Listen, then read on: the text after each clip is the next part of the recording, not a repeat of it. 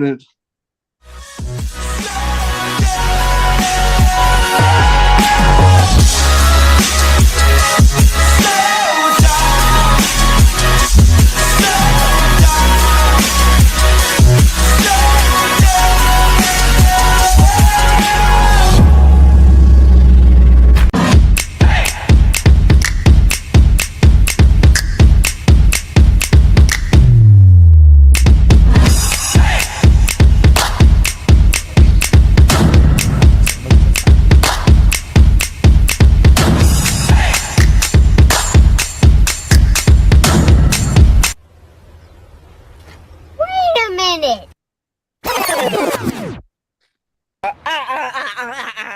No.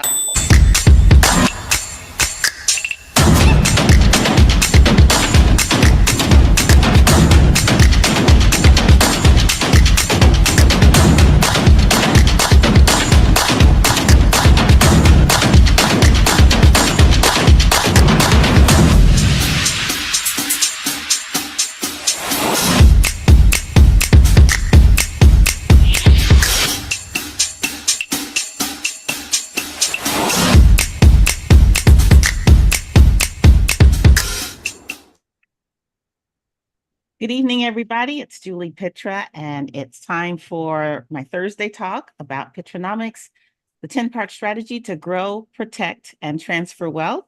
And today we have a wonderful special guest speaker, so I'm really excited about this. Part 2, strategy number 2, is all about making the steps to your journey into a plan. The name of it is called How Do You Eat an Elephant? One Bite at a Time. So how do you attack this big behemoth of a task? One bit at a time. We're going to dig deeper into that. We have a special guest, Peter Mayhew. He does business planning. And it's really important if you want to start a business or if you want to start anything, that you figure out your path, how to get there. Don't wing it. I've winged some stuff and been moderately successful, but with the plan, it's better. And by the way, I just want to share that I am right now in the Woodlands, Texas, because my husband runs the Ironman on Saturday. And this has been a 2-year planning endeavor. The dedication, whether he felt good or if he was tired or if he had time, he made this happen. He's ready. I'm so proud of him. He's out doing his bike training right now and then his swim later. So everybody needs a plan. And he had a coach to help him through this thing that he's never done. And if you want to start a business, here is the awesome Mr. Peter Mayhew who can help you. But you're not really available right now, are you? So you're helping a lot of people. I just want to say welcome to the show. I'll talk to anyone. You'll talk to anybody? Oh, absolutely. Okay. So thank you for joining us. David, can you pin Peter and me, please, if you know how to do that, so we can. Hannah's on. Can you make her the co-host so she can do that? Because I cannot get it to pin. I can do that. Okay. Sorry. Or now no problem. This happens. Thank you, Hannah. Live television. Hey, things happen. Things happen. Bill Burfoot, who was the drummer for Yes and Genesis, said the reason for discipline is the pursuit of excellence. Okay. I like it. I do too. I like it. So, okay, we are ready. Let me just start the presentation here. It'll be short until we get to, I like it when other people do this for me, but that's not happening today. Okay, so here's the graphic. The elephant is a big old puzzle. It's in little pieces. You got to figure out, you want to figure out which chunk you want to take. You want to figure out which order you're going to go in. Let's learn from the master how we actually get that done. So here's an overview of the 10-part strategies. We spent the last 2 weeks talking about the first one. Remember, it's 2 parts. The first part, you set up your goals. Those are your end-of-life goals that are so crucial, you're dedicating your life to. And then the second part of the first strategy is to figure out what resources you have available to accomplish those goals. And in Pitranomics, we talk about money, energy, and time. So who's going to help us dig deeper into this? Well, let's talk about the owner of Custom Business Planning and Solutions. He is a planning and business process design firm. I have had the benefit of doing a boot camp with him, and it was mind-blowing. Thank you so much for that. I still think about that every day. Cool. He's an author of a book, Killer Business Plan, Why You Need It, How to Write It, and that, okay, we won't worry about that. But anyway, I bought the book. Thank you. I've gone through that. Appreciate that. And then he's also a speaker, and he can help you visualize your plan. So that's the first thing. You need to figure out what it's going to look like down the road. How do you do that? So here's a little graphic I'm going to share, and I can put this in the chat, but you have to figure out who is with you on this journey. Are you by yourself? You got a crew? You got a team? What does the finished goal look like? Visualize that, know what that looks like before you start your journey. You also have to put a time limit on that. When is this going to happen? Because sometime in the future is not a good plan, but 5 years from today gives it a definite deadline. And where are you going to end up? Where will you be? Where are you starting? And where will you be? And then, hey, Hannah, can you mute, please? And then what we're going to do from there with Peter is figure out, how do we get there? What is the roadmap? How is this going to look? So Peter, I'm just going to stop this right here and kind of just ask you a few questions, if you don't mind, to get us started. Sure. So what exactly is a business plan? What does it look like? Well, I'm going to add something to you because I noticed in your thing where you talked about goals, the beginning, right? Mm-hmm. The very first question you got to ask yourself is, what do you want? Nobody ever asked that question. What do they want? I've been doing this for 21 years now. I've helped thousands of people. And the most important question you need is one more circle on your serpentine loop there, the very beginning. What do you want? I loved your introduction. Well, wealth is Bentleys and Blahniks and all that other stuff. No, it's not. It's how, well, I don't know. What's wealth for you? And what is it that you want to attain?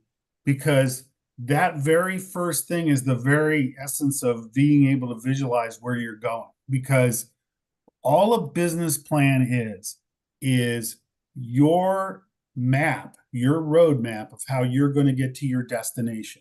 Your destination is the place you want to go, where you visualize where you want to end up.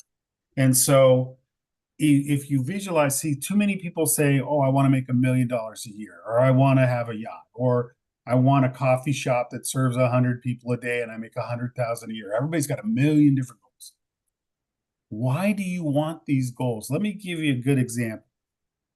I had a client who was an expert guitar maker and repair person. And he was also a person who maintained statues and stuff. He worked for Norton Simon. He worked for LA County Art Museum. He worked for all kinds of different places, Getty, right? He wanted to open up a coffee shop in Idlewild, coffee shop. Well, why? Why do you want to open a coffee shop? And we kept talking about, we actually got halfway through a business plan, did the financials for him. And then I said, go to the coffee shop you want to buy and be a customer for 2 days and watch what the people do in the coffee shop and see if you even like it. So he did it. He went for 2 days and he watched, rented a motel room, stayed there. And he came back, he goes, it sucks. I don't want to do it. Well, why did you want to do it anyway? Oh, because my family loves it, stuff like that. Well, what do you love? I love doing guitars. I love repairing guitars. I love building guitars. Well, let's focus on that. And then we said, well, who are the people in your life that you do that for? Well, he had a really big network. He never really thought about it before. And the next thing you know, he daisy chains it. Now he sets guitars up for Joe Walsh and Tool and Blink 182, and they pay him thousands of dollars to do exactly what he loves. So go back to the very beginning. What do you want? You can get anything out of this life that you ask for. Life may not give it to you. You may have to fight for it. You may end up somewhere else. But it's better to start out going after something you love and ending up with something you can live with than something that's going to make you money or give you material things or maybe make you happy. No, you can't start there. When people talk about passion, you got to have passion for what you do. You're getting married. This is your whole life. And if you pick the wrong thing, it's going to mess you up big. So what a business plan is once you understand what it is you want to do, then you're going to be able to visualize what that looks like 2, 3, 5 years out. And then you simply go work backwards. What are the steps backwards? What's the immediate step before I hit the big time? What's the step before that? What's the step before that? What's the step before that? And then it's a matter of figuring out what resources do I need to get there? Who do I need to meet to get there? And what do I do to get started? So a very basic, and by the way, a business plan is not a document. It's a way of thinking. It's a way of Yes, being. I agree. It's not, I agree. Mhm. it's not that you had some. Now, if you're going to the SBA and they say, hey, I need a business plan, or a bank or an investor, you got to give me a business plan. It's a document, yeah, but the thought process it takes to make it and who you need to be and how you need to think is really integral to being successful. And there are people who, because of the way they think, they're never going to ever need to write a business plan because that's just how they think. So when you say to them, hey, how much raw material do you need to make these finished goods? They can tell you like that. They can tell you how much money they need. They can tell you how many employees they need. Because a business plan is just about putting those, working those details out. And it teaches you how to think so you can be successful. It's like a dress rehearsal for succeeding. No, Did I answer your love that. question? No, you did. Maybe. And I just want to add a little bit more about the first step of Pitranomics. So the end of life goals, as I call them, I ask people to visualize. Imagine that you know without a doubt you're dying tomorrow. What do you regret not accomplishing? Everything. What is it that you're like, oh my God, I spent my life wasted doing this, Right. and I want to do this. And Right. the reason I came up with this is because I don't know if you know this, Peter. I lost my mom when she was 57.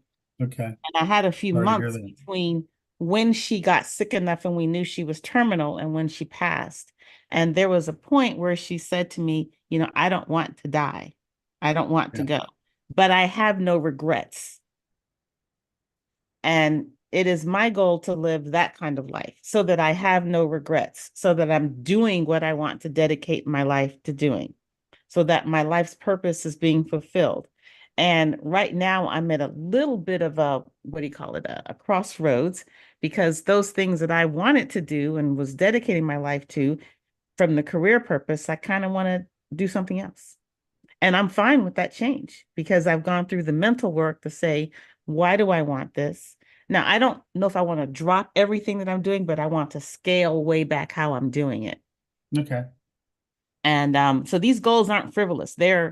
And like you said, they take you to the end. What is it you want this goal to look like? How do you define it? How do you know if you've accomplished it? And you work back from there. And taking the bites out of the elephant is all about going to the end of life and working back from Okay, there. so I love that you said that. so what we're talking about, what I'm talking about is kind of a subset in the middle of what you're talking about. Because what business plans are kind of oriented toward a project or an endeavor, as opposed to I'm trying to map my whole life out. Because I think that from where I'm coming from is kind of too big of a stage. Because I think as you get older, you have better ideas of what you want as opposed to when you're younger. When you're younger, you can say, I want to do a car repair shop. And so where my focus is more like that's what I'm looking at, not, hey, I want to end up with $2 million in the bank and be able to pass wealth on and be able to pass a house to my kids. Those are huge goals. Okay. So when I talk about a business plan, I'm not talking about anything nearly that big. But I will say one thing about regrets, and it comes from a movie called Magnolia, which is and in it, Jason Robard says people say you shouldn't have regrets. He goes, have regrets, and you take those regrets and you use them however you need to use them. And I can tell you, in my life, regret has been an amazing and powerful motivator to be a better human being. So I understand what you're saying, try to live without regrets. Mm-hmm. But I'm kind of saying it's like that poster. You're old enough to remember that movie Love Story? Mhm. What was the slogan? Love means never having to say you're sorry. All right. What they really meant was love means that you never make a mistake with a loved one. That's impossible That's to impossible. achieve, right? Mhm. So the thing that I think that all of us need to be able to exercise with ourselves is forgiveness. We are going to fail. And that's why if you write a business plan and think you're done and think you're not going to change it and think things aren't going to change and your circumstances aren't going to change and the market's not going to change, then you're setting yourself up for failure. What I'm saying is a business plan is more of a way of thinking about business than it is writing a document because it's impossible. You will misstep.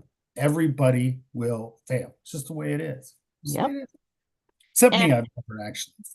no, I agree with you on that. And Pitranomics in particular is not a one and done. It's an iterative process. Yep. So you get to come back and revisit your goals and revisit your plan and revisit your resources. Yeah. That's the correct way to use it. Yeah. And Good. my husband and I think we've done, I mean, I can't hold us up like we're perfect and we've done everything, but I would say at this point in our lives, I'm pretty good with him. He's in the room now, so I don't know if he'll chime in. But I'm happy with my choice of spouse, and I think a choice of spouse is really, really important in life. And I'm Yeah. pretty Because I happy. picked a really bad one, and I can tell you that isn't good. Divorce is expensive Yes, it is. mentally and Mentally, physically and yep. financially. Yes. And all your relatives and kids hate you for a while.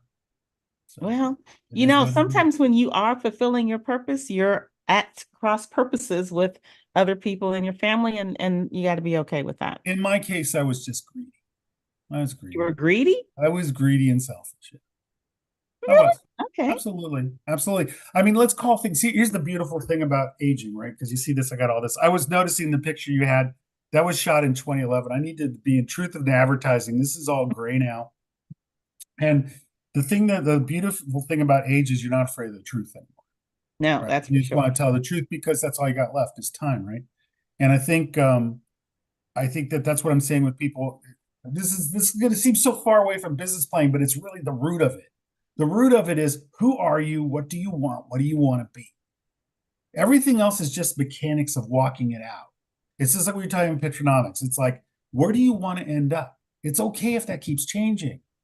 It's okay if you change your mind. It's okay if you learn new things and it becomes a different goal. That's totally okay.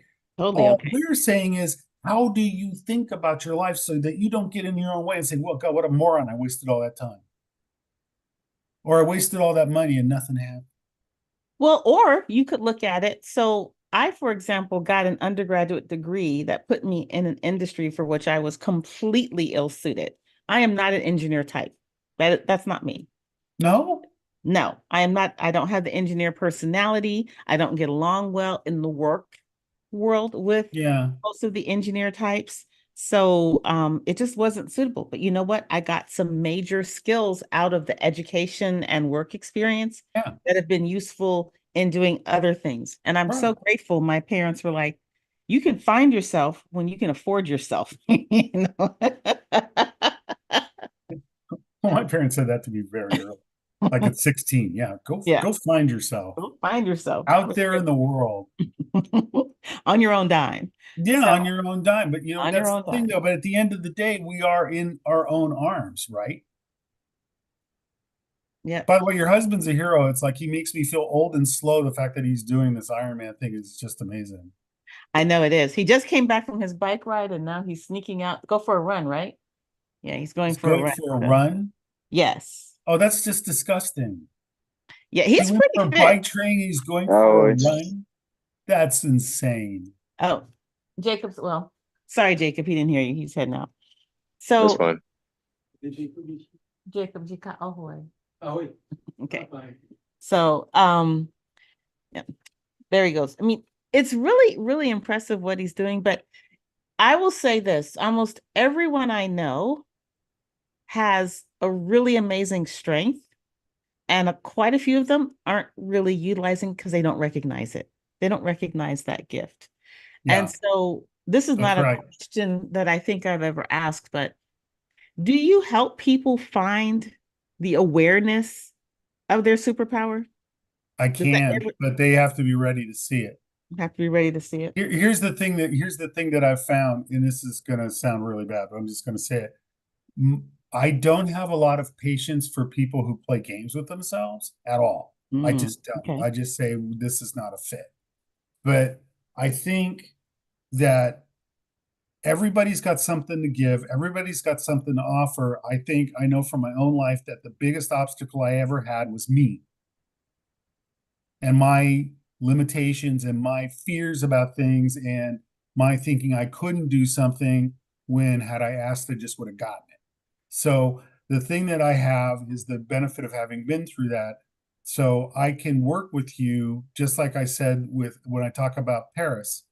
When I said, if you love doing these guitars, if you know all these people, why in the world are you trying to do anything else? And what happened was what happens with a lot of people, and it's happened to me. It's a worthiness issue.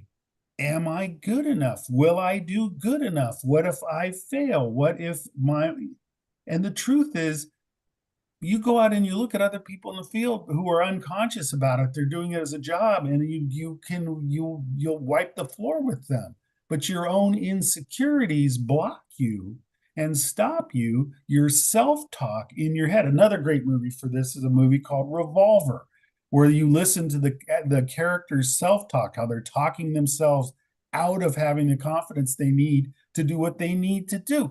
And so I'm not a psychologist and I'm not a psychotherapist. And if somebody needs to work on that work, that's legitimate. If somebody comes in and they're just unsure, I can definitely help them. I've helped hundreds and hundreds of people start businesses, many of them who thought, I'm not ever going to be able to do that, and many of them who have gone on and been successful for decades. So I know I can do that, but there's two things. One is like, I got to be the right teacher for them. And Right. that I am not for everybody, just like nobody's for everybody. And then the other part is they've got to be able to get, how do you say this, up out of their own butt about stuff so that they can see who they really are and do what they need to do. And if they can do that, then there's no, but here's the thing, most people don't think they can, and they're right. Yeah. And they're amazing people. And they've got amazing gifts. And you say to them, you've met in your life, I guarantee you, everybody that's watching this podcast, your life, you know at least one person where they could bake a cake, or they could drive a car, or they could do something. You say, hey, why don't you do that? And they go, oh, what are you going to do? I remember my daughter's 23, so it was before she was born. And I used to make like my own skin care products, my own Yeah, hair products all yeah, the time. yeah. And most people would ask, why don't you do that? Why don't you do that and sell it? And I was like, I liked perfectly well doing it for myself. What I didn't want to do is have to deal with a customer base about that. I Yeah, didn't want to have to that's ship it. legitimate. I didn't want to deal with, all of that distribution or anybody complaining about it.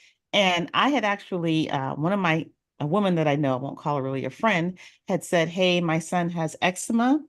And I mixed together some cream for her. And I was like, this is really good. It worked on my kids when they were babies. And then I asked her how it went, and she threw it away.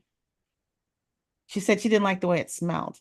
And I said, do you know how expensive those ingredients were? And I thought about it. I don't want to put my effort into something that someone's just going to Yeah, toss.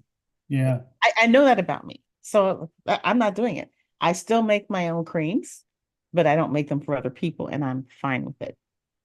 So you know what I was thinking, you did want some like actual factual information as opposed to this philosophizing. So let me kind of do a rundown of Yep. what a business plan is and what order you need to do stuff in. All right. So we don't run out of time Right. before we actually give some people some useful information, or they're going, blah, blah, blah, blah, blah, shut up. Okay. Okay. So Business plan.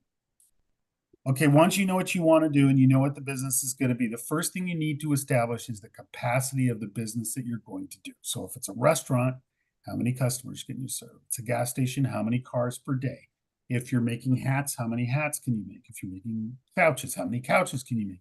If you're launching rockets, how many rockets can you launch in a year? Okay, that's number one. Why? because that's the limit of how much you can make, is your capacity. So if you don't understand your capacity, I'm working with a client right now, got a great product, thinks she's going to sell into a drugstore chain, has contacts to the drugstore chain, and we start working backwards to her root products she needs to make her product. She can't get enough raw material to make the product to handle the demand. It's just not there. So for her to continue down that path is disaster. She has to stop and figure something else out. So the first thing you got to do is how much capacity do you have? So let's stick with a restaurant. So I have a restaurant. It's 3,000 square feet. It's open 12 hours a day. I can, based on my kitchen, serve 100 people an hour. Now I'm not going to get 100 people. That's not the nature of restaurants. So now the next piece I go is, what kind of food am I serving? Who is the customer? Who's going to come in and buy my food? Wow, really? We're not talking about getting the rent and figuring the other stuff out? No. Who's the customer? That is the number one, well, number two, I'm telling you, the most important thing. Who are they? So I figure out who my customer is. I figure out their demographic. I figure out how much money they need to make. Okay, so understanding who that customer is going to tell you where you need to put your restaurant, what your hours need to be, and it also sets your price points, right? Because if you're selling tacos 1986 with all these bizarre and interesting ingredients, you can charge $12 a taco. And if you're King Taco, which is just a basic taco, you can charge $3 a taco. Right. And you don't know till you get in the market whether you're a $3 taco or a $12 taco. You might come out as a $12 taco and people only want to pay $3 for it because they're fickle like that. So the deal is you got to decide who the customer is, what the product is that they want to buy, not that you want to sell. And this is the hardest thing I have with every entrepreneur. They go, look, I made this bottle of Tylenol. It's perfect. Look at the colors. It's red and white. Everybody wants to buy this.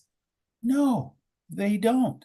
And so how do I know whether they want to buy it? I test market. To the degree that I'm able to, I test market everything. Even if it means I set up a side website and I test selling things on the website, or I have pop-up stores if I'm going to do something retail, something to test how well things will sell. Because if I make 1 million of these and they don't sell, I'm not only out of business, I'm broke, right? So who's the customer? What do they want to buy? Doesn't matter what you want to sell them. What do they want to buy? So once I know what the customer is, what they want to buy, and I know my capacity to deliver to those customers, the next thing is I figure out the numbers, the part that nobody ever does, and they all hate, the projections, right? And you got to do 3 years, and you got to do them by a month. And you got to ramp them because you don't open up selling to people day one. You have to ramp them up. So whatever you think your starting is going to be and what they're going to go up to at the end, and that's going to be your gross numbers. And then you subtract the cost of your goods from that. That's your gross profit. Then you figure out your expenses, which your employees, your office, your internet, all the other stuff, and you subtract it, and then that's your profit. And the profit needs to be enough money to support the life you want to live, which was the number you figured out in the beginning. Do I need $100,000 to live on? Do I need $200,000 to live on? Do I want $1 million? Because it's going to come out of that top line number along with everything else. So you got to figure out those numbers. Okay, so now you've figured out the numbers, right? And you've looked at the numbers and you've said, you know what? Okay, I've got to sell 1 million units in year 3 to get to the number, okay? So I'm going to ask you, Julie, what is the thing that's going to make you be able to sell more numbers in year 3 than year 1? What's going to make the difference? Well, hopefully you will have grown the demand for your products. You will have marketed it appropriately. Yes. Taken care Marketing. of scale. Mm-hmm. Marketing. How are you going to get people to know about your product, want to buy the product? People will only buy things they see themselves in. So your advertising has got to appeal directly to them. And we've had a number of clients that are very successful exotic restaurants where they're marketing to people who basically drink tequila and have lots of tattoos and like to ride motorcycles. And guess what? They're doing $8 million a year in a restaurant. They're not trying to sell to everybody. Right. They figured out exactly who their market is. People who are upper middle managers in corporations who cover their tattoos all day long. And then Saturday comes and they're in the muscle shirt, riding their Harley, and they're going to this restaurant and they're dropping $400 for a meal.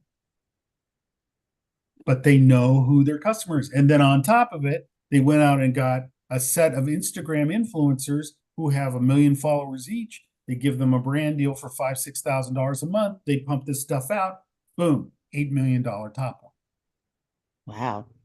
You know what? I have a question about that. Since you mentioned it, the role of the influencer. Yes. I don't think 20 years ago we thought about it like that. You hired some, They stayed. people still don't think correctly about it, but go ahead. Well, can you give us some insights on what to look for, what to seek when maybe you want to market something and you need an influencer? Okay, here's the thing about influencers, and it all ties back to capacity. Okay, so first of all, don't mess around with people who have less than 1 million people. That means you're going to have to pay serious money for them. You can get an Instagram influencer on a brand deal for a month for about $20,000. Somebody with 1 million followers, 15 to 20,000. Messing around with people with 30 and 40,000 influencers is a waste of time. And by the way, if you go to an Instagram, an agency that bases their advertising model on Instagram and TikTok and Facebook influencers, they're going to tell you, yeah, people with 30,000, that's fine. That's all you need. We'll get you 10 of them. You'll spend 50,000 a month for 10, but they're all going to have 30,000 and 40,000 followers. Not even close to enough. Need 1 million. That's the break even. Is if they have 1 million followers, the rule of internet response is 0.7% to 2%. What's 1% of 1 million? 1,000. Yeah. It's 10,000. 10,000. Million, yeah, 10,000. It's 10,000, right? So 10,000. So if 10,000 people respond to your ad and your conversion rate is 5% of them, right? That's 500, yeah? Right? That's pretty good. Yeah. Yeah, so then if it's 500, then you probably paid for it because you got enough people in. You know what? You might have to go upside down for a while, but you get the customer base. You're going to buy customers in the beginning. That's just the way it works. It's for almost any business. So the big thing about you're not going to be able to create a base on your own. It's not possible. There's too much going on. There's too much noise. You need 2 or 3 or 4 influencers that are 750,000, 1 million and above, pushing you for 2 or 3 months. And then you need to encourage your customers to contribute to that community, reward them for contributing to that community, give them special buys, special products, product drops that are just for them, so that they are sharing constantly with this community. Like I have a Drip Cycle. You can look them up. Drip Cycle. They're in Whittier. They're opening up a new location. Drip Cycle. She has 3 influencers. She paid 30 grand for them. She sold her Drip Cycle out in a day. A day. Ass Pizza. Austin Babbitt was a client, and he does clothing. He ripped off Kanye West, and his clothing was so much better than Kanye West that Kanye West brought his clothing in to Kanye West drop store. Okay. He does drops every 3 or 4 months. He doesn't do less than $900,000 a drop. But he has 20 influencers that have 5 million followers each saying this drop's coming. So if you want to talk social media, it's entirely possible. And these people will push anything. They're out there for money, so they can be had. They Hate can. to sound cynical, dude, but this is the way of the world now. Okay. And so now, can you use media influencers to start an engineering firm? Probably a little tougher stretch, because that's not the market for it. But clothing, makeup, any kind of services, yeah, absolutely, it's going to work. And trust me, the clients I've worked with a crypto, a gaming platform,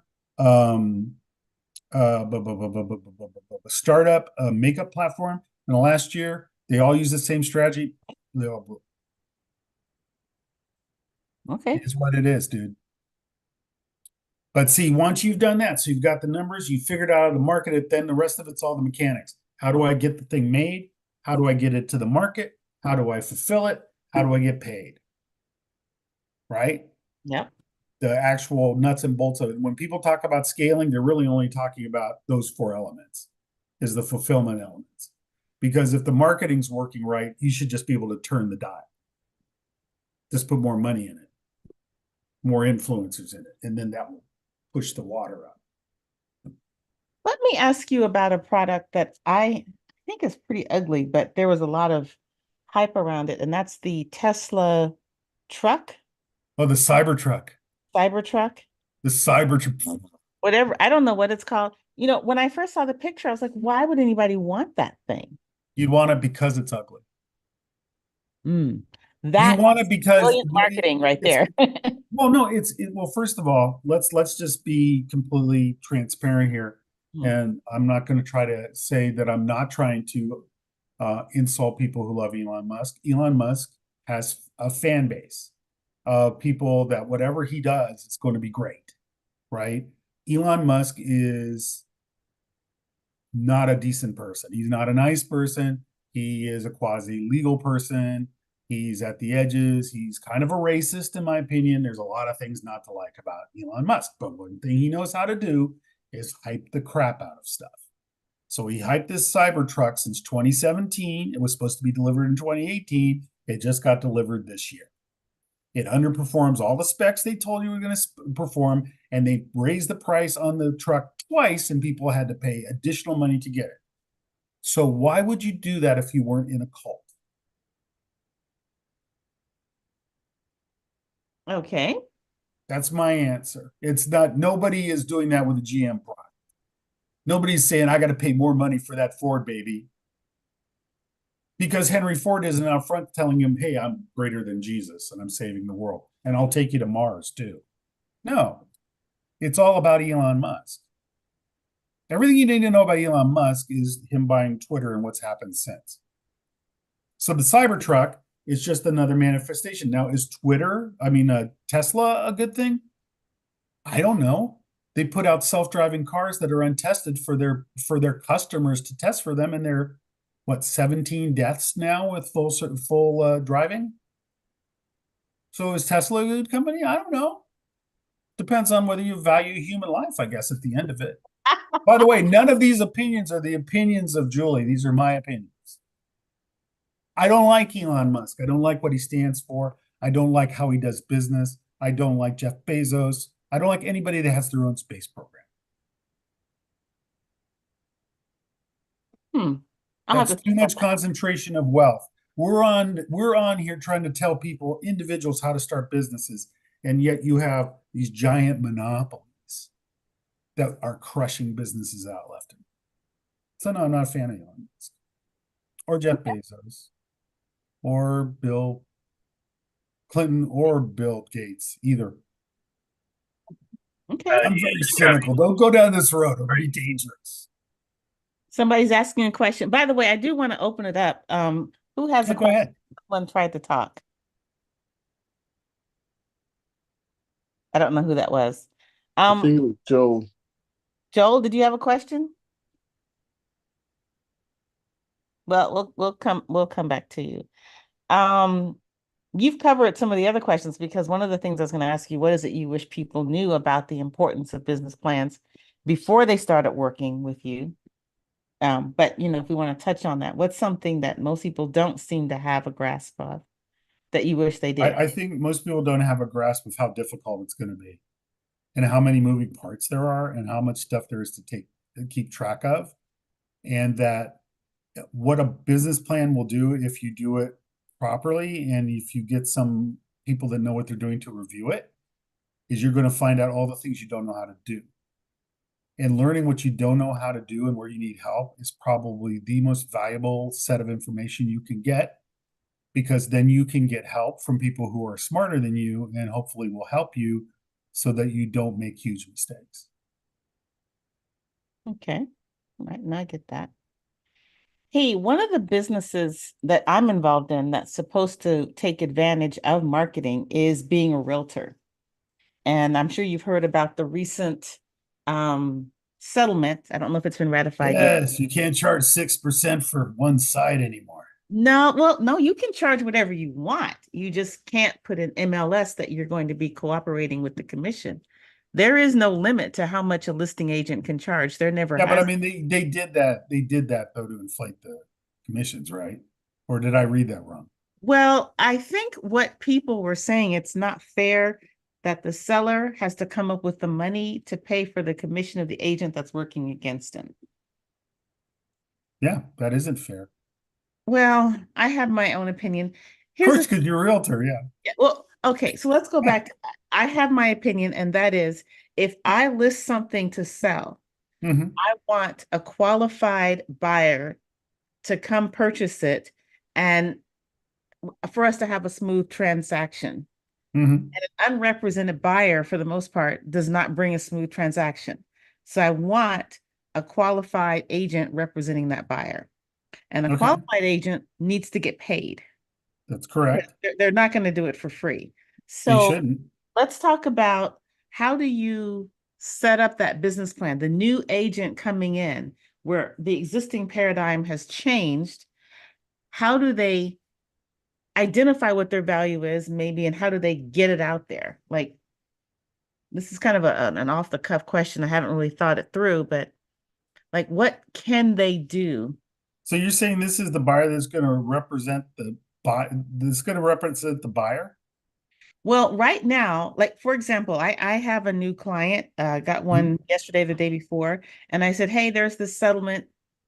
Um, it used to be that you could count on most of the commission coming from the seller. We can't. So now I get to have this conversation up front. This is my Oh, commission. so the buyer's got to pay points. The buyer's got to be ready to pay the commission for their agent in case the seller isn't. Okay. Okay. I personally did not have a problem with that conversation, but I'm not a new agent. So let's talk about a new agent. Well, then clearly they have to have the ability to say that because that's how they're going to make their living. Yeah, that's how they're going to It's, make. it's just another requirement. I mean, it doesn't really fit into the business plan at all. This is kind of more about you're talking about sales now. It's about pitching, Yeah, right? but it's so expensive to become a realtor before you even get your first. Yeah, but I mean, you can choose what side of the transaction you're going to represent, right? You know what? You don't necessarily have to get in that box if you don't want to. And the thing about it is, as it becomes normalized, then everybody, I mean, at some point, the commission structure that was had to be normalized. At some point, this is going to be normalized, right? And everybody will just assume, I mean, what's the alternative? Is that you have an agent representing both sides, right? Seller and buyer, right? Yeah, I'm not a big fan of that No, but because I'm saying that's the alternative, right? it is the alternative, but the person that's going to get screwed is the Johnny come lately, which is always going to be the buyer. And Oh, yeah, yeah. what I was told is that in the 90s here in Texas, they didn't used to have cooperating commissions. So, and the buyers got screwed. And so now we're back to the thing that putting in the cooperating commission was supposed to fix. Now we're back to the same thing. So I don't know. That's Well, see, you're going to go back to, I have a hat I bought in 1994 and it says greed, today's driving force. And it's based on the Ford logo and it says greed, today's driving force. It's just as relevant today as it was then. Funny how that is. I don't think that there is any governmental fix or law that people will not figure out a way around. this is very So true. I think we're talking apples and ox carts. I think in terms of it being a selling point, I think it's just that you've got to have enough courage to go to the client and say, this is how it is. You need to have an impartial third party that's on your side that's going to look at the terms of the contract and look at the appraisal and look at everything that's going on and see whether you're getting a good deal. And that's worth that money. That's how you would justify that value, I would think. And then there's going to be people who say, you don't need it. I'm going to represent both sides and it's all going to be fun, right? And then it's buyer beware, right? Yeah, I think I the don't know. buyer I'm not sure I really understand the where I was question trying to you're go. asking. Well, Yeah. my question is, and it's kind of off the cuff. If I'm a new agent and I need to write a business plan because there is a great deal of money that you have to So to try to figure out what your revenue is going to be. get what your revenues are going to be and Okay. what did we start with? What's the product or the service that Right. someone's going to pay for in Right. the midst of chaos? It's not steady anymore. So now new agents would be coming in an unsettled time. Correct. So So what you got to do is you've got to project, where do you think the market's going? By the way, this happens to everybody, right?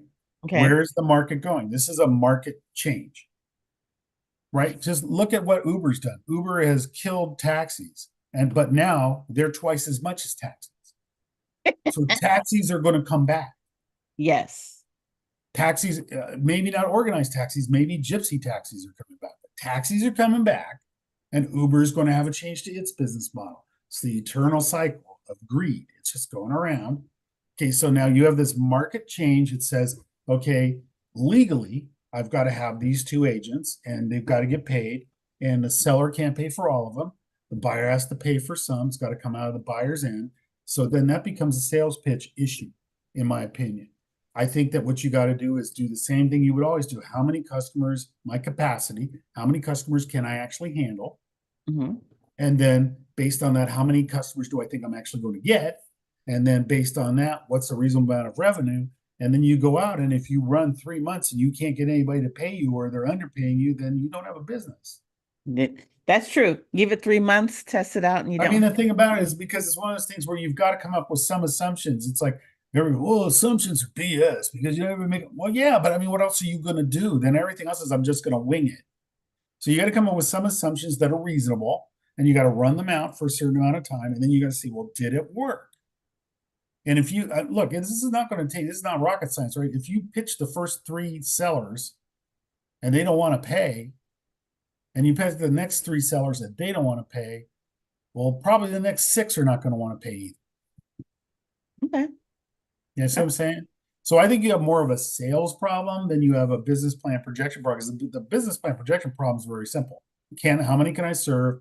What do I think I'm going to make off of each customer? And then you just project it out. And then my expenses, does it all add up? And do I make money? The part of whether somebody's going to pay for it, that's a sales problem, I think. Okay. So to separate the sales problem from the business plan. Well, yeah, but see, before you do it, if you're a brand new newbie agent, the easiest thing to do is you can work as an associate agent, right? You don't have to have a license. In California, you can work as an associate, right? Off of somebody else's license, right? You have to have your license here in Texas so you can work on behalf of a broker. Okay, so how expensive is it to get a license there?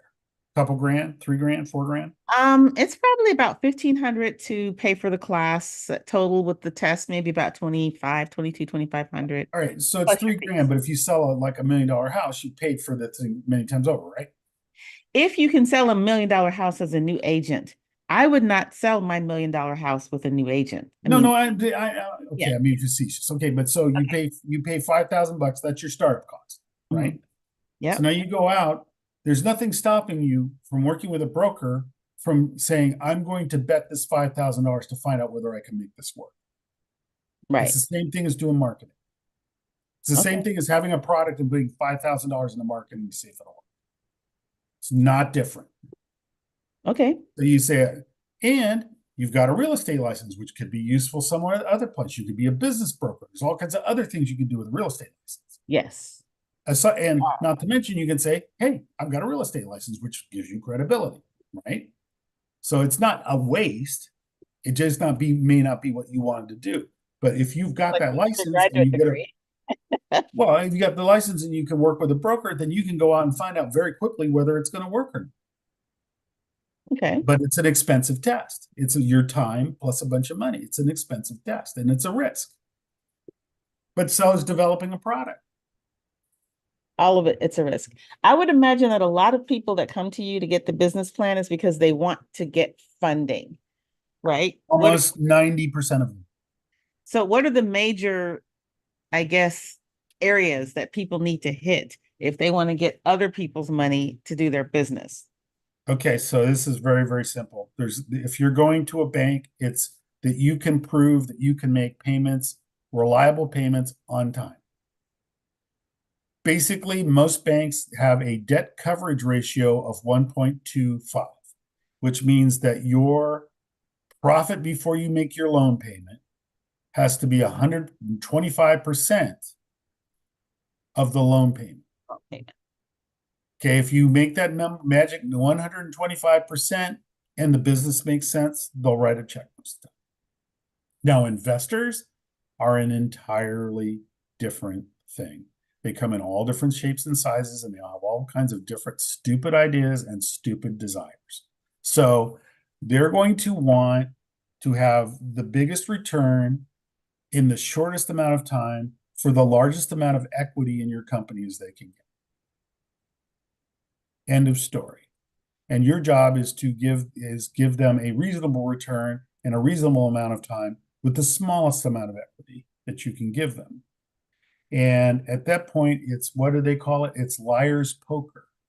So you're putting together projections and you're putting together pre-money and post-money figures that nobody actually believe. And at the end of the day, they either like the product and they like you and they go forward, or they don't. And so I would counsel people who want to have investors to just say, when was the last time you played poker? Did you enjoy it? When was the last time that you had to bluff your way through a situation? Did you enjoy that? And if you were okay with those things, then you're probably going to be okay dealing with investors. You can't lie to them. Right. You can bluff them. Now, here's the thing. If a business does not throw off over $1 million in year 3 and is not scalable to above 20 million, no investor that is worth having will invest in it. Period. End of discussion. And by the way, really, golf courses, bowling alleys, nobody's going to invest in them. Restaurants, however, bizarrely, are easy to get investors for. Bizarre. Really? Do you write Go ahead. Do you write a lot of small business loan funding business plans? No, because people are cheap and they don't want to pay for them. So what happens is they go to SBDCs, small business development centers, and the small business development centers will lie to them and say, hey, we can develop a business plan as good as anybody out there can, and we'll do it for free. And what they do is about 2/3 of the work, and they throw it onto the customer to figure out. And the customer will get it kind of honed into shape, and they'll get a small a corporate development company involved to guarantee the note, and everybody will want to get paid so bad that the deal, because it's only a couple $100,000, will go through. We don't generally write business plans for deals that are under 2 million. $1 million to 2 million is the smallest thing we write. I'm working on one's 104 million. And I'm working on another one that is 28, 29 million. But I mean, we did one for 350,000 2 months ago. I mean, they come through, but those are enlightened buyers. It's like they go, well, I know this is kind of sketchy and the underwriter's not going to understand the business and I need it explained very well. So I'm willing to pay the freight to get a business plan written. And our record's pretty good. It's about 75% of the time our deals get funded, which is pretty good. All right. Yeah. Well, we have about 5 more minutes before we're over. Does anyone else want to ask a question while he's here? Come on, guys, get in there. Ask a question. Go ahead. Tell me I'm wrong. I'm ready. Hmm? I said, So tell you're me I'm wrong. I'm ready. I don't think you're wrong. I mean, you're the one writing the plans and you're 75% funded. That's I think a pretty good ratio. And tell me about the ones that weren't funded, and I'll stop asking questions. Well, that's okay. Yeah, we had one for UFO Hotel in Baker, UFO? California. UFO Hotel, they're going to build a giant spaceship. Hmm. And the bank said that they were interested, and then they weren't. We had one where they were going to put a winery in a coastal beach town in California, and the two principals were having an affair, and it blew up right in underwriting because the spouses found out. Oh, there's that. We had one where a guy was trying to get an electrical company funded, and he put $80,000 in miscellaneous expense so he could deduct it. It turns out it was a bunch of personal expenses, so we had to fire him because I'm not going to be a party to bank fraud. I don't know. How long do you want to go? I got 1 million. No, well, I mean, I just, I got a million it, of them, man. it sounds like they deserve not to be funded. I mean, the Most UF, of them do. I mean, we've had people come in that just had really weak businesses, but now that we've been in it for 20 years, I don't want to take somebody's money if I know they're not going to get funded. So if I do the initial consult with them and it looks like it's not going to work, I'll just say, you know what? It's like I welcome you to continue, but I can't take your money for this because I personally don't think this is going to work. okay. All right. So we have a couple more minutes. Come on, guys. If not, we'll let Peter go, but this is an opportunity to ask a question.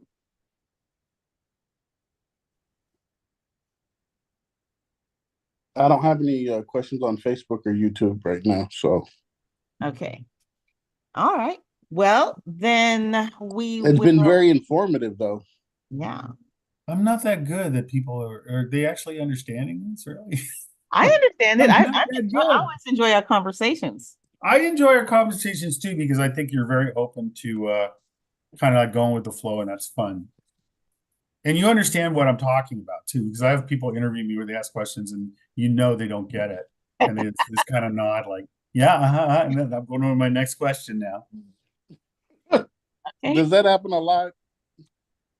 You know what? There's a million people trying to break into this podcasting space and stuff, and so you get on with them, and you can tell the ones that are just like, oh, thank God I have a guest. And then you get to the end and it's like, oh, I'd like to have you back. And then they call you back and they go, what did you do again? Yeah.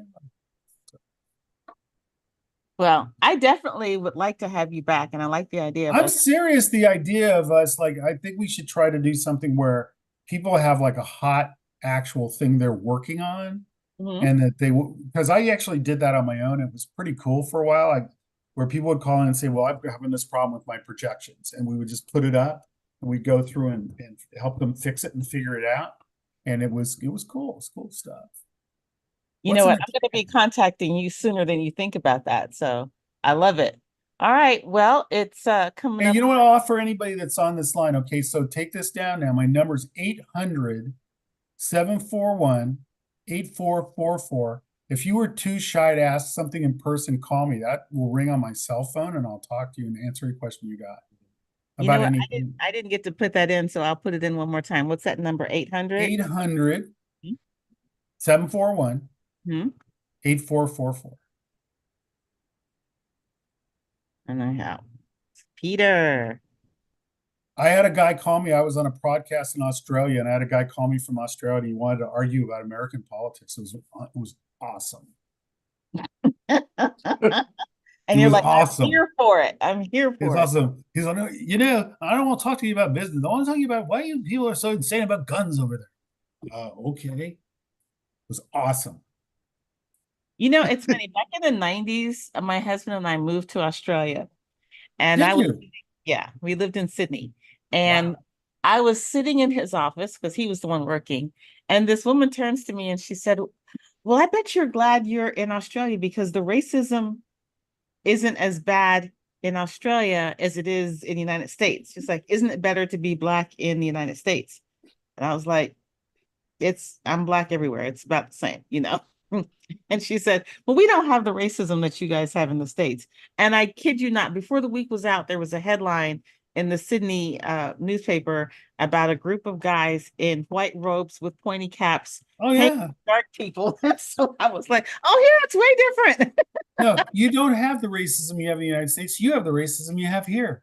Yeah, I was There's like, racism everywhere, there's by the racism way. everywhere. You're not Just getting away from different it. against different kinds of people. Exactly. And that's the big challenge is that we're all human. And when are we going to realize that we're all human beings? Yep. When's that going to happen? I keep waiting.